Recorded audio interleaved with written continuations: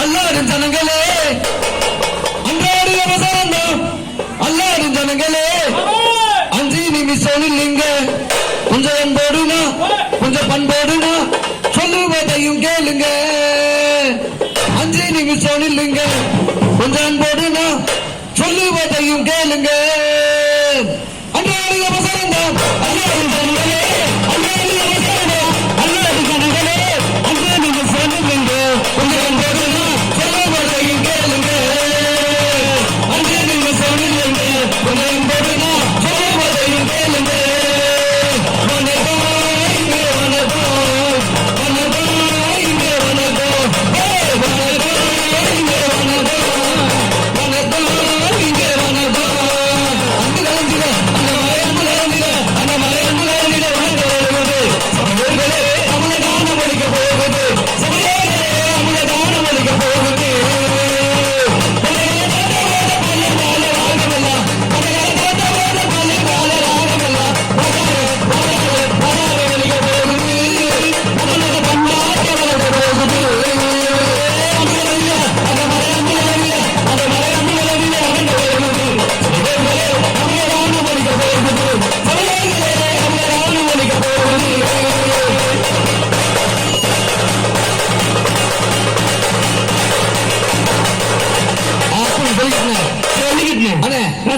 எங்க இருந்து வந்திருக்கீங்க ரொம்ப தெளிவா சொன்னீங்க. தமிழ்நாடு அரசு சுற்றுச்சூழல் வனம் மற்றும் காலநிலை மாற்றத்துறையின் சார்பாக வந்திருக்குன்னு சொன்னீங்க.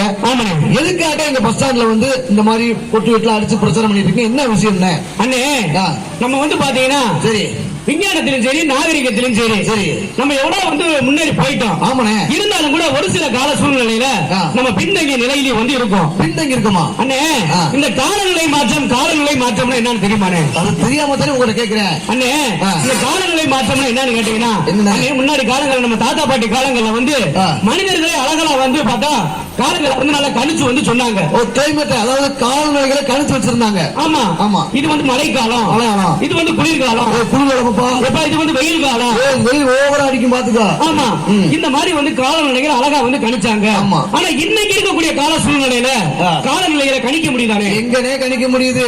எப்ப மழை வருது, எப்ப வெயில் அடிக்குது, எப்ப புயல் வருது, எப்ப கடல் உள்வாங்குது, எப்ப நிலச்சரிவு ஏற்படுதுன்னு கணிக்கவே முடியல. ஆமாண்ணே.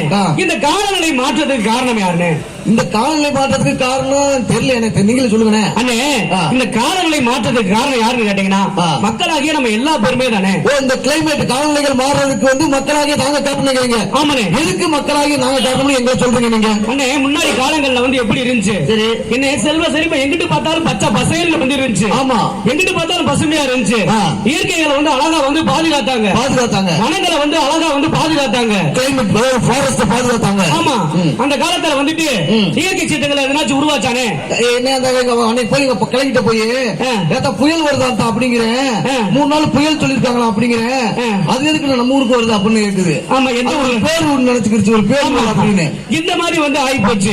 அந்த காலத்துல வந்து இயற்கை சீட்டங்களே வந்து கிடையாது. ஆமா. அந்த காலத்துல நிலநடுக்கம் இருந்துச்சா? இல்ல. புயல் இருந்துச்சா? இல்ல. அதே மாதிரி வந்து நிலச்சரிவுகள் ஏற்பட்டுச்சா? இல்லனே. சுனாமி வந்துச்சா? இல்லனே. கிடையாது. இல்ல.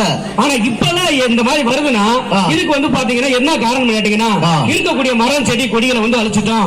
மரம் செடி கொடிகள் மலைகளை குறைகிறது, மரத்துல வெட்டுறது, செடிகளை அழிக்கிறது. ஆமா. இந்த காரணங்கிறீங்க. ஆமாண்ணே. சரி இயற்கை வனங்களை வந்து அழிச்சுட்டோம். இந்த மாதிரி இயற்கையில அழிச்சதுனாலதான் இந்த இயற்கை சீட்டுகள் உருவாகுதுன்னு. இதனாலதான் இயற்கை சீட்டுகள் உருவாகுதுங்கிறீங்க. ஆமாண்ணே. அப்ப இதுக்கு மாற்றா நாங்க என்னன்னே செய்யணும்? இதற்கு மாற்றா வந்து என்ன பண்ணணும் கேட்டீங்கன்னா பல்லுயிர் சோலைகளை வந்து பெருக்கணும், பாதுகாக்கணும்னே. பல்லுயிர் சோலைகளா? ஆமா. அது என்ன பல்லுயிர் சோலைகள் தான் அண்ணே? ஒரு மனிதன் வந்து பாத்தீங்கன்னா தனித்து வாழவே முடியாது. ஆமாண்ணே. ஒரு மனிதன் உயிர் வாழ்றதுக்கு வந்து பாத்தீங்கன்னா ஒன்றரை ஒன்று சார்ந்ததே நம்ம வந்து வாழ்ந்துகிட்டு இருக்கோம். ஒன்றோட ஒன்று சார்ந்து பிணைஞ்சு. ஆமாண்ணே. சொல்லு. மனுஷன் ஒன்றோட ஒன்று சார்ந்து வாழ்றோம். ஆமா. இயற்கையோட ஒன்றி வாழ்ந்துங்கிறீங்க. ஆமா. உங்களை மாதிரியே ஒன்றோட ஒன்று சார்ந்ததே வந்து வாழ்ந்துகிட்டு இருக்கோம். ஆமா. எப்படி கேட்டீங்கன்னா ஒரு மரம் இருக்குன்னா அது வந்து நிழல் தருது, ஆக்சிஜன் தருது, நம்மளுக்கு சுவாசிப்பதற்கு வந்து பாத்தீங்கன்னா சுத்தமான வந்து காற்று தருது. ஆமா. அப்படி மரத்துக்கு நம்மளுக்கு தொடர்பு இருக்கா இல்லையா? கண்டிப்பா இருக்கு. கண்டிப்பா இருக்கா இல்லையா? அதே மாதிரி காலையில எந்திரிச்சு நம்ம பல்ல வளர்க்கிட்டு டீயோ காப்பியோ வந்து சாப்பிடுறோம். எப்படி அது எப்படி பால் எப்படி கிடைக்குது? பால் இருந்து பசுமாட்டுல இருந்து கிடைக்குது. பசுமாட்டுல இருந்து கிடைக்குது.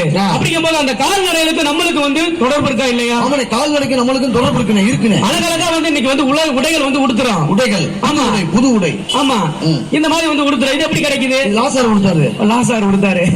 ஆமா, எப்படின்னு கேட்டீங்கன்னா பருத்தி பஞ்சுல இருந்து நூல் கிடைக்குது. அதன் மூலமா நம்மளுக்கு அழகழகா வந்து ஆடைகள் வந்து கிடைக்குது. ஆடைகள். இப்ப பெண்கள் வந்து பாத்தீங்கன்னா அழகா வந்து பட்டு சேலைகள் வந்து கட்டுறாங்க. பட்டு. ஆமா, அந்த பட்டு சேலை. ஆமா, செங்கல்பட்டு. ஆமா, இந்த மாதிரி வந்து அழகழகா வந்து பட்டு சேலைகள் கட்டுறாங்க. எப்படி கிடைக்குது? இது பட்டு எங்க இருந்து கிடைக்குதுன்னா பட்டு பூச்சி, பட்டு புழுக்கள்ல இருந்து கிடைக்குது. ஆமா, அப்படிங்கும் போது அந்த பட்டு பூச்சி நம்மளுக்கு வந்து தொடர்பு இருக்கா இல்லையா? இருக்குன்னு. ஒவ்வொன்றையும் வந்து நம்மளுடைய அன்றாட வாழ்வில் எடுத்துக்கிட்டீங்கன்னா எல்லாத்திலுமே வந்து ஒன்றோடு ஒன்று சார்ந்ததே நம்ம வந்து வாழ்ந்துகிட்டு இருக்கோம். அதாவது மனித மத்தியும் தனிமையா இருக்க இயற்கை விவசாயத்துக்கு இருக்கு.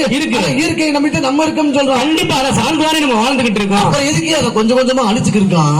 ஆமா, புரியலையே. அதனாலதானே இந்த பல்லுயிர்கள் வந்து பெருக்கணும், இந்த பல்லுயிர் தொலைவை பாதுகாக்கணும். இதுக்கு மனிதர்கள் எப்படி வாழணும்? இயற்கையோடு வந்து வாழணும். இயற்கையோட ஒன்றி வாழணும். ஆமா, இயற்கையோட சேர்ந்து வாழணுங்கிறீங்க. ஆமாண்ணே, இயற்கையோடு வாழ பழகு மனிதா. நீ இயற்கையை வெல்லுவது எளிதாய் செயற்கையில் தெரியும போய் அரிதாய் என்ற செயல்களில் மறைந்திருக்கின்ற துயரம் பெரிதாய். இயற்கையோடு வாழ பழகு மனிதா.